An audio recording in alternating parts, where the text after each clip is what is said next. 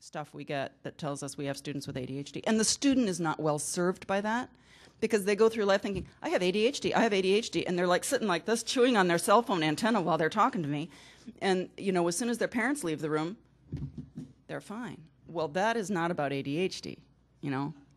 That's about all those other things. So we really get a lot of confusing documentation, and we have kids highly frequently showing up with anxiety disorders underlying, and PTSD is a big piece that makes kids anxious and unable to attend, right? They're constantly vigilant to their environment about what's going to hurt me, and so they're not paying attention. Sorry, post-traumatic stress disorder. Yes, question? A psych ed assessment that is not signed off by the psychologist because the school board doesn't give that second piece, which clearly though does show learning strategies, styles, etc. Is that valid documentation? No. Talk to your service provider. Like, it's really the disability office that you're working with that's going to make that call, and they may refer you. Yeah, and they may refer you for an updated assessment or to refine the assessment, but you really need to look at how it fits with what is it telling you about the student's functional performance and whether your office will accept that. Typically within the last 2 years, but after they're 18, that's not the case any longer. Once the brain has matured and the assessment is considered to be more durable, but if you're talking about something that was done when a kid is 8 years old, nobody's going to look at it. So what we do look at is there a disability in the first place? So the student comes in and we say, what's going on? Is there something going on here? And sometimes it's not a disability issue. You know, they say, I walk in and say, I can't concentrate on my exams and I don't know why. I can't study.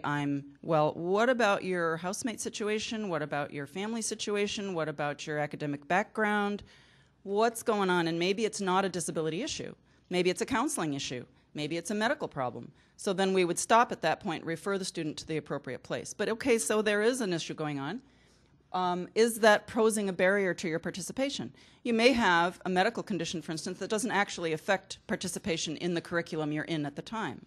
Or you may have a disability in one area that doesn't affect the kind of, you know, if you have somebody with a math disability and they're majoring in English, yeah, maybe we do, maybe we don't need to accommodate in that curriculum setting.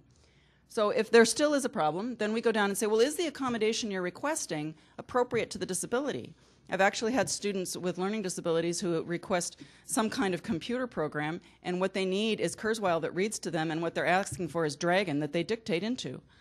No. So, you know, you got to work through that and make sure that what you're looking at really fits both the disability and the curriculum. So if that's still the case, then whatever you're providing as an accommodation, does that maintain the essential requirements, and are they defensibly essential? And if they are not defensibly essential, if you could say, well, you could do this in a different way, then you go ahead and provide the accommodation. But at that point, if you hit that one question, does the bona fide requirement pertain and can it not be accommodated, then you do have to stop.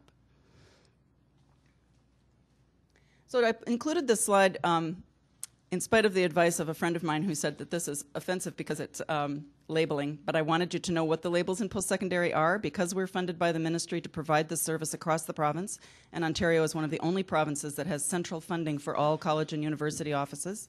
This is the series of categories that we're asked to submit every year, and this is a very typical profile of a disability office population. This is the Queen's population from 05-06. But you can see the huge preponderance of students with learning disabilities. I'm sure you all understand why that would be the case. And the other largest and fastest growing group is mental illness or psychiatric disability. Yes? Does learning disability affect entrance requirements into university? No, it does not. Yes. How do they get there? Because they're smart.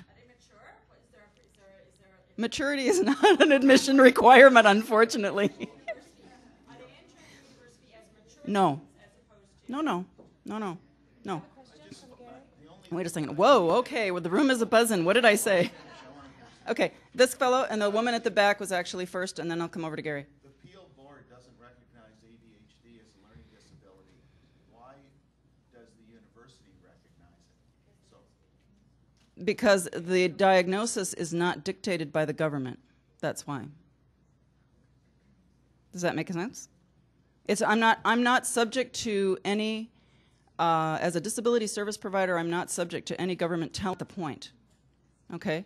So if the student brings in their documentation and it constitutes a disability in the context that we're talking about, nobody's going to audit my documentation and say, Barb, you called this person LD, and they're not.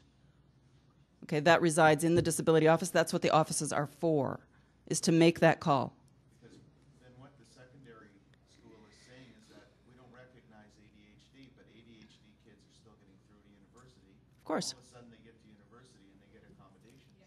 Yes? A lot of ADHD kids have other disabilities. Yeah. There's a lot of But there's no, you know, what I think what you might be getting into is the question of what you can call an exceptionality in the K-12 legislation. That's the other thing. Like, we're only subject to the Human Rights Commission legislation. We're not subject to Bill 82 or any of the education legislation because that's all K-12, right? So, you know, would you tell the Human Rights Commission whether this is a disability or not? Right? Yeah, it's not that straightforward a question. So we're not although these are the categories, we put the student in these categories. Okay, so if a student comes to me, and we actually break out LD and ADHD in our numbers, but I didn't do it for this slide, but we'll decide what the category is, depending on what the student presents with. There's also, I mean, there's an other category and there's a multiple category because lots of students have more than one thing going on. So you could have somebody in a wheelchair who's also deaf, right? And so you'd be accommodating both of those things, and that would be considered multiple, just for numbers' sake. But what we're really looking at is what's the primary disability that's being accommodated, and that determines the category. It's just for reporting on our, you know, breaking down our population because we're annually funded. Okay, the woman at the back? Is there you don't serve any students with developmental disabilities at Queens? You don't have any students enrolled? Not at this point. They haven't. Developmental disability? You have to meet the entrance criteria, and I think at this point, I forget what the average is. You know, it's like kind of scary. But yeah, I haven't seen global developmental disability yet, no. As a full-time registered student, no. That doesn't mean they wouldn't be served, but they're not, you know, because you have to meet the entrance criteria, so your marks have to be whatever they have to be, and yeah. And Gary had a question? So here I notice on the slide it says deaf and hard of hearing, and it says 11. I'm just wondering if this is students that have said that they need an FM system or interpreter services or real-time captioning or a computerized note taker, because I know a lot of students that are hard of hearing that do not want to self-identify. So they're not getting an FM system, and because they don't want to self-identify, they don't disclose. If they don't disclose, that number probably, if we're looking at post-secondary percent, is probably a lot higher than 11, because if you incorporate all of the hearing loss in generally speaking, so if we're looking, this is why I'm just wondering.